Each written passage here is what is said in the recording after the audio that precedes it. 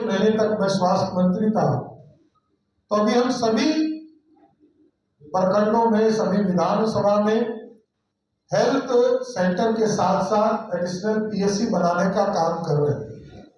लगभग 300 additional PSC हम बनाने का काम कर रहे हैं और लगभग 1200 से अधिक हेल्थ सेंटर बनाने का काम कर रहे हैं और सभी जिले में मेडिकल कॉलेज की स्थापना की जा रही है। तो इसको पीपीपी मोड पर भी लाएंगे और जो मेरा अनुभव था कि फार्मास्यूटिकल एक पूरी तरह पॉलिसी आना चाहिए, क्योंकि बिहार के लगभग 1,80,00,000 परिवार आयुष्मान भारत से जोड़ने के बाद जिस तरह अनाज उनको मुफ्त देने का काम सरकार कर रही है, उसी तरह हम उनको दवाई भी उपलब्ध करा सके, इसके लिए फार्मास्यूटिकल पॉलिसी लाने का काम किया जाए। इसके साथ साथ सेंटर ऑफ एक्सीलेंस कई चीजों पर हमको लाना है। एक तो जो है उद्योग की संस्था है, इसको हम लोग सेंटर ऑफ एक्सीलेंस बनाने जा रहे हैं। गुड़ के ऊपर आजादी के पहले हम आत्मनिर्भर बिहार होते थे, तो उसमें मूलतः बिहार में गन्ना का उद्योग बहुत ज्यादा फला फूला था, वो पूरी तरह बंद होता गया और ये 90 से 2005 के बीच में ही बंद हुए। और मैं इसलिए कहता हूं कि खटारा बिहार को नीतीश कुमार जी ने आगे बढ़ाने का काम किया कि मेडिकल कॉलेज एक 1925 में बना पीएमसीएच और 4 मेडिकल कॉलेज 1979 के पहले बना। 80 से कोई मेडिकल कॉलेज 2005 तक नहीं बना। कांग्रेस की सरकार और राष्ट्रीय जनता दल की सरकार में ना मेडिकल कॉलेज खोले गए, ना इंजीनियरिंग कॉलेज खोले गए और 2 सिर्फ पॉलिटेक्निक कॉलेज खुले, वो भी लालू जी के गांव में और कहीं नहीं खुला। लालू जी अपने ही इलाके में खोले, कहीं नहीं खोले। लेकिन आदरणीय नीतीश कुमार जी और सुशील मोदी के नेतृत्व में जब 2005 में सरकार बनी, तो सभी अनुमंडल में आईटीआई, नर्सिंग कॉलेज, सभी जिले में पॉलिटेक्निक कॉलेज, इंजीनियरिंग कॉलेज और आज मेडिकल कॉलेज की स्थापना किया जा रहा है। इसलिए साथियों, मैं स्पष्ट तौर पर बताना चाहता हूं, एक खटारा बिहार को एक समृद्ध बिहार बनाने का काम नीतीश कुमार जी और एनडीए की सरकार ने किया है। देश के यशस्वी प्रधानमंत्री जी के नेतृत्व में 2 बड़ी महत्वपूर्ण काम शुरुआत हुआ है। अगले कुछ दिनों में आप देखेंगे पटना के एयरपोर्ट को चालू होना है, जो इसका टर्मिनल बन रहा है। अभी तक 30 लाख लोग पूरे प्रदेश से पटना एयरपोर्ट से उड़ने का काम करते हैं, लेकिन जैसे ही नया टर्मिनल चालू होगा, 1 करोड़ से अधिक लोग सिर्फ पटना टर्मिनल से उड़ने का काम करेंगे। और इसके साथ साथ आदरणीय प्रधानमंत्री जब अप्रैल मई में आएंगे, तो हम लोगों ने आग्रह किया है कि बीटा के एयरपोर्ट का भी शिलान्यास किया जाए।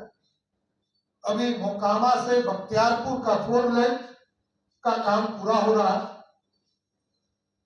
मोकामा में ब्रिज का काम पूरा हो रहा है। अभी प्रधानमंत्री जी ने भागलपुर में 3 बड़े काम हमें निर्देशित किया है। एक, जिस तरह नालंदा यूनिवर्सिटी को स्थापित करने का काम प्रधानमंत्री जी ने किया, अब वहां पर भागलपुर में विक्रमशिला यूनिवर्सिटी को भी सेंट्रल दर्जा देकर वहां स्थापित किया जाए।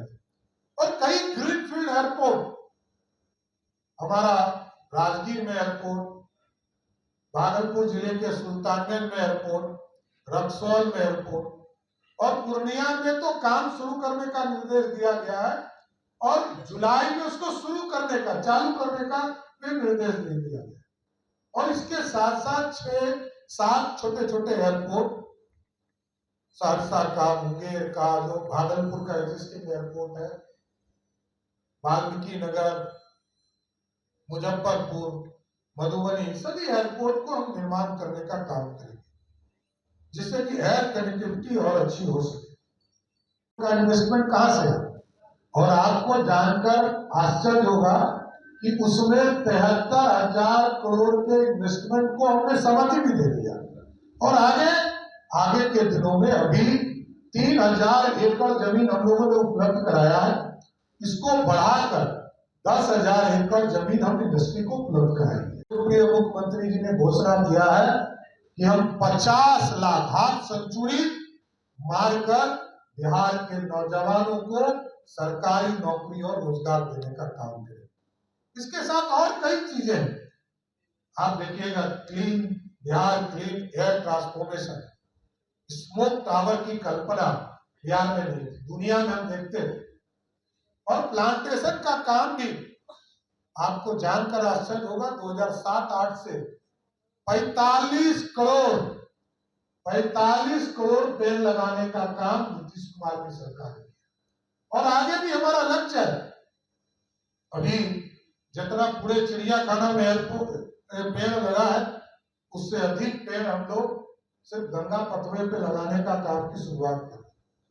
इसके साथ छठ हमारा पर्व है, बिहारियों का छठ, इसको प्रोत्साहित करना और वर्ल्ड मार्केट में आना। हम इसके लिए होम स्टे की कल्पना को लेके आ रहे हैं, महिलाओं को इससे जोड़ेंगे, महिलाओं को इसके लिए टूरिस्ट गाइड भी बनाने का काम करेंगे। इन चीजों को स्थापित किया जाएगा।